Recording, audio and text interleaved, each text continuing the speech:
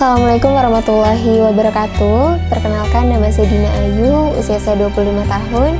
Saat ini saya sebagai founder dari Kampung Batik Cibulu dan owner dari Batik Bogor Pancawati. Batik Bogor Pancawati ini merupakan sebuah industri manufaktur yang memproduksi batik cap dan batik tulis baik klasik tradisional maupun kontemporer, di mana kami mengangkat kearifan lokal Kota Bogor yang kami tuangkan menjadi motif-motif batik khas Kota Bogor. Batik Bogor Pancawati ini kami dirikan pada tahun 2013, di mana pada saat itu saya masih duduk di bangku kelas 3 SMA dan fokus pengembangan pada tahun 2014.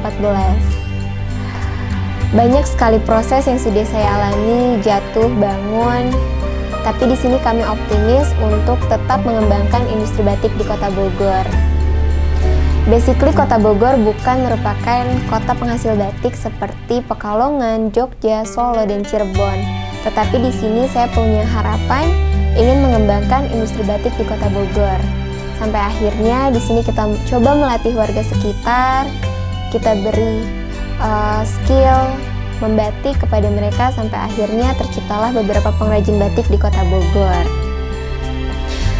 Batik Bogor Pancawati sendiri hampir keseluruhan bersifat labor intensif atau industri padat karya, yang hampir secara keseluruhan proses produksinya bersifat manual, dan di sini kami berusaha untuk memberdayakan masyarakat sekitar dalam proses pengerjaannya.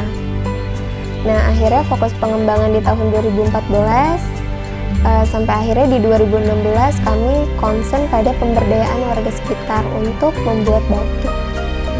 Mbak Dina boleh nggak cerita? Tentu kan setiap usaha itu pasti ada proses yang harus dilalui ya. Yaitu mulai dari titik nol, kemudian ada yang jatuh bangunnya juga. Mungkin Mbak Dina ini bisa menceritakan bagaimana sih proses awal Mbak Dina dari betul-betul itu dimulai dari nol sampai ke bisa sekarang ini Mbak Dina. Gitu. Jadi usaha Batik Bogor Pancawati ini kan saya rintis di saat saya duduk di bangku kelas 3 SMA. Nah, perjuangannya betul-betul, kalau menurut saya sangat menghargai prosesnya gitu ya.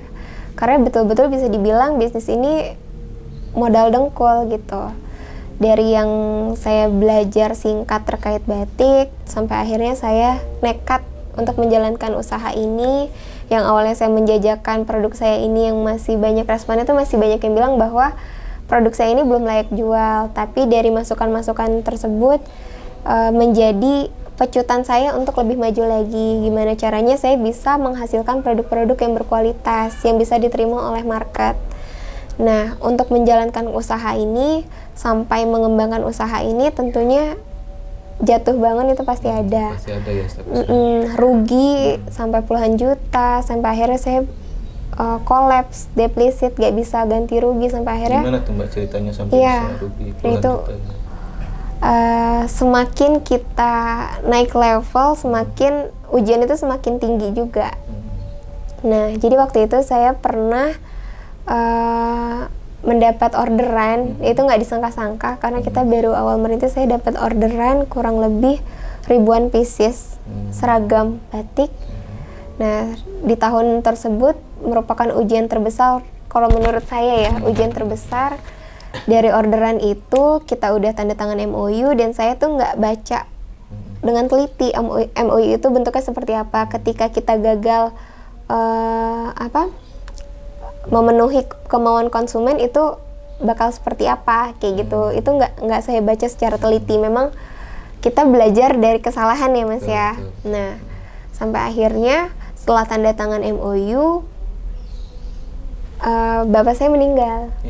Bapak saya meninggal, akhirnya pikiran saya tidak terfokus antara usaha, antara masih dalam keadaan duka ya, keadaan duka, berduka. Akhirnya si orderan ini saya percayakan ke tangan kanan. Nah, ternyata di situ ada permainan. Deadline pesanan sudah mau habis, akhirnya produk itu gagal. Produk ribuan itu gagal dan jumlahnya mungkin kalau bisa dibilang hampir 100 juta. Hampir 100 juta. Hampir 100 juta. Nah, isi di dalam si perjanjian itu seperti apa? Isi di dalam perjanjian itu kalau misalnya kita tidak sanggup memenuhi kepuasan konsumen dan kita tidak bisa ganti rugi, maka akan dibawa ke jalur hukum. Nah, sampai akhirnya modal kan sudah terpakai untuk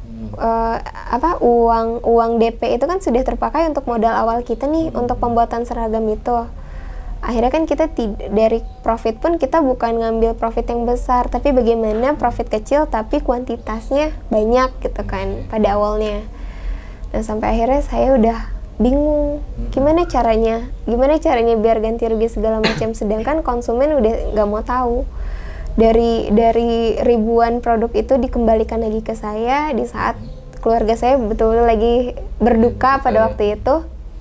Akhirnya saya percaya yang namanya mukjizat Allah ya. Di situ ketika saya mau dihadapkan sama pihak kepolisian, saya di jalan cuma bermodal surat Al-Fatihah. Ya Allah, berikanlah karomah serta mukjizat-Mu dari zat-zat yang terkandung dalam surat Al-Fatihah. Saya bacakan apa keinginan saya, tolong lancarkan, berikanlah kemudahan, mudah-mudahan ini bisa terselesaikan gitu, tanpa ada satu pihak yang terzalimi seperti itu. Ternyata dari pertemuan tersebut saya diberikan kemudahan dan Allah tiba-tiba memberikan rezeki yang tak terduga. Gitu. Untuk ganti rugi. Untuk ganti rugi tiba-tiba datang orderan lagi yang memang profitnya lumayan besar. Itu kita subsidi silang untuk menggantikan kerugian kita kepada pihak tersebut. Nah, banyak sekali prosesnya. Sampai akhirnya saya diberikan keringanan gitu untuk ganti rugi produk yang kemarin gagal. Bisa diganti ruginya itu dalam bentuk apakah kita tetap mengganti uang atau kita ganti produk? Jadi setengah itu kita ganti uang, setengahnya kita ganti produk yang baru. Gitu ya. Iya, seperti itu. Nah, tapi ujian tidak hanya sampai di situ saja. Ketika masalah ini selesai, bisnis kita mulai stabil, datang lagi ujian yang baru. Tapi di situ kita yakin, kembali lagi ke tujuan kenapa kita mau mulai usaha ini gitu. Yang pertama, saya pengen ngangkat derajat keluarga. Terus karena bisa dibilang saya lahir bukan dari keluarga berada gitu, keluarga yang bisa dibilang pas-pasan. Dari saya kecil, kalau saya ingin sesuatu pasti harus dengan kerja keras dulu, dengan menabung dan lain-lain. Sampai akhirnya saya optimis bahwa usaha saya ini bakal scale up gitu. Saya yakin karena tujuan kita selama tujuan usaha kita ini ingin bermanfaat untuk orang banyak, insya Allah Allah bakal ngasih jalan kayak gitu. Sebenarnya modalnya itu aja sih Mas, keyakinan gitu sama ikhtiar. Nah, jadi Mbak Diana dari awal memang pas sekolah itu sudah memang coba-coba mulai berwirausaha. Iya, berwirausaha. Pas memang sudah langsung batik ya wirausaha? Enggak, jadi dari SD itu saya hobi jualan kue. Oh gitu. Iya, jualan kue. Kadang orang tua saya bikin kue, saya bawa ke sekolah, saya titip ke koperasi, itu sampai SMA. Jadi memang terus bisa menemukan ide membatik ini dari mana? Nah, menemukan ide membatik ini karena basically saya suka gambar. Terus waktu saya SMA itu saya ditawari ikut pelatihan dari Kementerian Perindustrian kalau nggak salah waktu itu programnya. Saya ikut pelatihan selama 4 hari. Di situ kita dilatih bagaimana cara membuat batik. Ternyata saya suka gitu karena basicnya saya punya bakat menggambar. Ya, kemarin saya lihat kan ada sampai Pak Wali Kota Bogor, Pak Bima Arya sampai sini ya. Itu gimana ceritanya itu Mbak bisa sampai seramai sekarang gitu batik? Nah, jadi Kota Bogor sendiri kan basically bukan kota penghasil batik ya, seperti Cirebon, Pekalongan, Jogja dan Solo.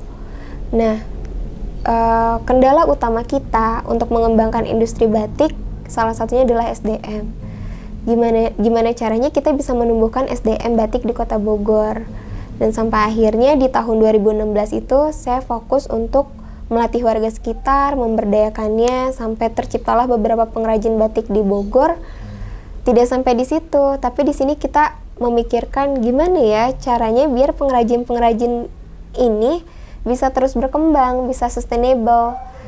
Terus kan di situ kita harus memikirkan bagaimana cara pemasarannya, bagaimana agar orang tuh bisa mau berkunjung ke sini. Sedangkan kalau kita lihat di lokasi pemberdayaan yang sedang saya jalani ini kan memang lokasinya bisa dibilang tidak strategis.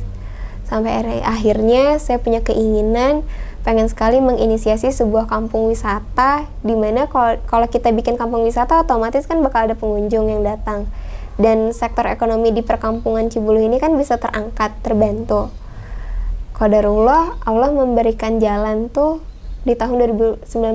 Prosesnya dari 2016. Dari 2016, karena kan untuk menciptakan sebuah kampung wisata itu perlu modal yang luar biasa. Tapi 2019 Allah mempertemukan jalannya sampai akhirnya kita menginisiasi sebuah kampung wisata bernama Kampung Batik Cibuluh dan di-launching oleh Bapak Bima Arya. Jadi di total di Kampung Batik Cibuluh ini sendiri ada berapa orang pengrajin? Ada 40 pengrajin. 40 pengrajin. Iya, tapi kita terfokus pada pemberdayaan kaum ibu. Karena kembali lagi tujuan di awal, kita ingin berkontribusi terhadap isu kesetaraan gender di Indonesia.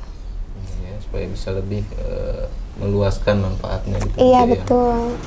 Betul. Nah, Mbak Diana sendiri, mungkin Mbak Diana punya tips-tips buat teman-teman di luar sana yang mungkin baru memulai wirausaha ini agar bisa diambil pelajaran untuk teman-teman di luar sana mungkin, Mbak? Iya.